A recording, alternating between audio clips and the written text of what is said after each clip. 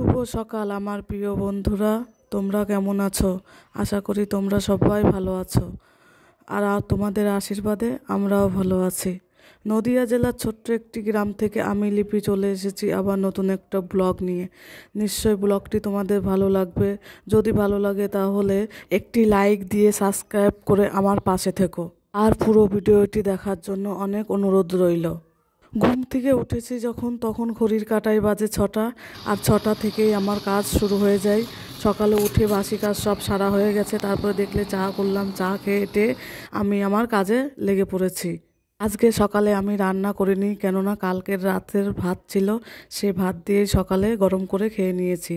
তার জন্য দেখলে আমি আমার হাতের কাজ নিয়ে বসে পড়েছিলাম।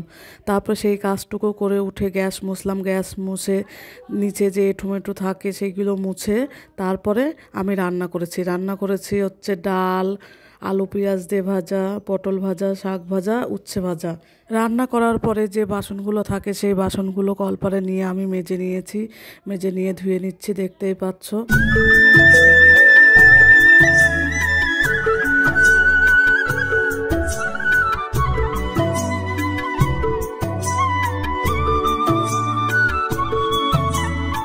আজকে যেহেতু মটর ডাল রান্না করেছি তার জন্য প্রেশার কুকারটা বেড়েছিল। প্রেশার কুকারটা থাকলে আমার মনে হয় অনেক বাসন রয়েছে। কার কার এরকম মনে হয় বলো তো। তারপরে দেখো আমি জামা কাপড় ভিজিয়ে নিচ্ছি। জামা কাপড় ভিজিয়ে একটু রেখে দেবো, রেখে দিয়ে তারপরে আমি সেগুলি কাচাকাচি করব। প্রতিদিনই আমার জামা কাপড় প্রত্যেক দিন এতগুলো করে হয়, প্রত্যেক দিনই ধুয়ে দিই। কেননা একদিন যদি জমা রেখে দিই যে আলসি করে ধুবো না, পরের দিন এক গাদা হয়ে যায়। তার জন্য আমি প্রতিদিনই ধুয়ে দিই। দেখো ধুয়ে নিয়ে এবার ছাদে চলে যাচ্ছে, ছাদে গিয়ে কাপড় চোপড়গুলো মেলে দেবো।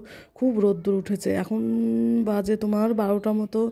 রোদ্দুরের ছাদে যাওয়াই যাচ্ছে না, এত গরম, চোখ মুখ লেগে যাচ্ছে একদম। কালকে যেহেতু হাট ছিল, বিননগরে আমাদের হাট ছিল, প্রিয়াংশুর বাবা সবজি নিয়ে এসে সেই সবজিগুলো আমি একটা প্লাস্টিকের উপর ঢেলে বেছে নিচ্ছি। দেখো কত কি এনেছে, শসা, আলু, উচ্ছে, পটল, টমেটো, আদা, পেঁয়াজ সব কিছু আমি গুছিয়ে নিলাম গাবলাটার মধ্যে। আর পেঁয়াজটা আমি একটু আলাদা করে রাখি, যেহেতু পেঁয়াজ দু একটা পচে যায়, নাহলে ওই সবজির মধ্যে থাকলে পচে যাবে। এদিকে দেখো ওগুলো গুছিয়ে আমি সিঁড়িটা ঝাড় দিতে চলে এসেছি। যেহেতু ঝড় বৃষ্টি প্রায় দিনই হচ্ছে, হাওয়া এসে পাতা মাথা দিয়ে নোংরা হয়ে থাকে। আর এই সিঁড়ি ঝাড় দিতে অনেক সময় লাগে, যেহেতু অসমান, তার জন্য ঝাড় দিতে সময় লেগে যায়। সিঁড়িটা ঝাড় দিয়ে আমি চান করতে চলে গেছিলাম, আর তোমাদের সঙ্গে দেখা করা হয়নি। এই দেখো বিকালে জামা কাপড় তুলছি, ছাদের পরিবেশটা বেশ ভালোই লাগছে। তা ভাবলাম আমি একলা দেখবো কেন, তোমাদের সঙ্গে শেয়ার করি একটু ছাদে বিকালে কেমন পাতা, সবুজ পাতাগুলো বেরিয়েছে, কি সুন্দর লাগছে।